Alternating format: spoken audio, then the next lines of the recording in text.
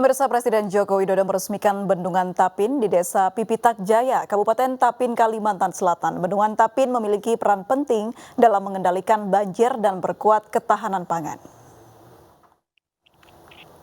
Bendungan ini diharapkan punya peran penting dalam mengendalikan banjir dan memperkuat ketahanan pangan. Dengan kapasitas 56,7 juta meter kubik, air dapat mengairi 5.000 hektar lahan di Kabupaten Tapin. Pembangunan bendungan menghabiskan dana 986 miliar rupiah. Bendungan ini juga meminimalisasi dampak banjir. Ini bisa menjadi objek pariwisata bukan hanya di Kabupaten Tapin, tapi di Provinsi Kalimantan Selatan. Benar. Kemenpora dan Polri sepakat memberi lampu hijau penyelenggaraan kompetisi sepak bola di masa pandemi. Pertandingan harus diselenggarakan dengan protokol kesehatan yang ketat.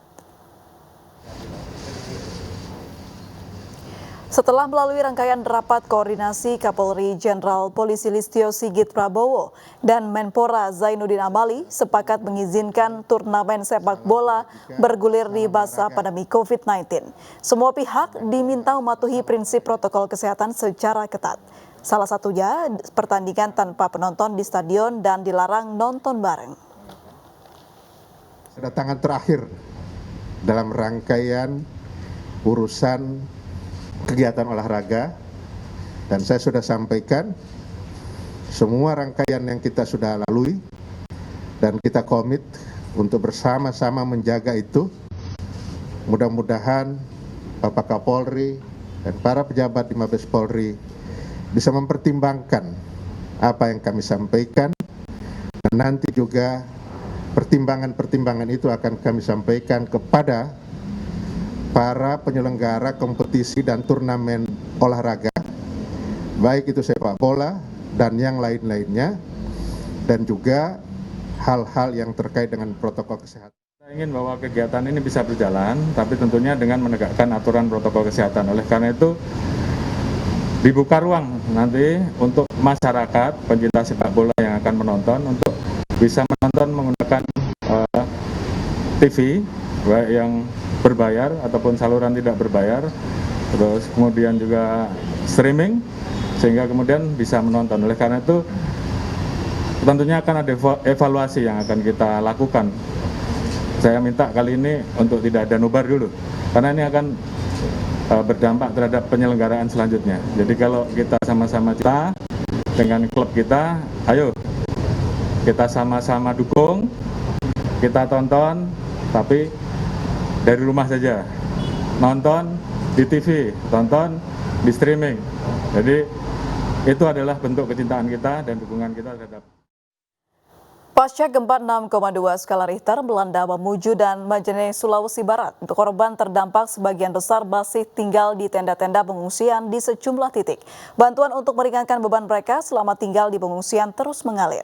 Tidak terkecuali dari MNC Peduli yang menyalurkan bantuan melalui pemerintah provinsi.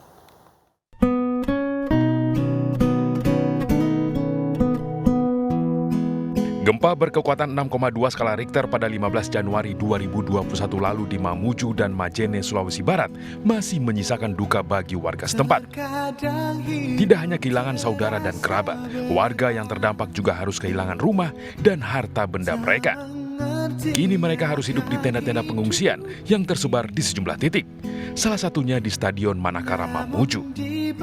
Masih ada lebih 1.000 yang pengungsi yang belum bisa kembali ke rumah karena mungkin rumahnya masih roboh atau takut masuk.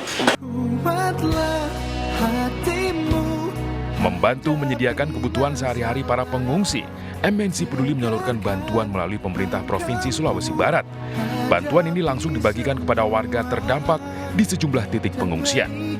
Bantuan yang akan disalurkan tentunya kepada korban-korban bencana alam yang kemarin ini sudah kita ketahui banyak banget ya selama sebulan belakangan ini di seluruh pelosok Indonesia. Jadi kita akan terus menyalurkannya kepada masyarakat yang tentunya membutuhkan. Alhamdulillah, terima kasih kepada semua yang membutuhkan sumbangan kepada Sulawesi Barat. Kita punya keyakinan bahwa kita bisa bangkit kembali. Kondisi korban gempa sudah seharusnya mendapat perhatian dari semua pihak. Untuk itu melalui MNC Peduli, donasi Anda masih diharapkan agar dapat meringankan beban mereka. Tim Liputan iNews melaporkan.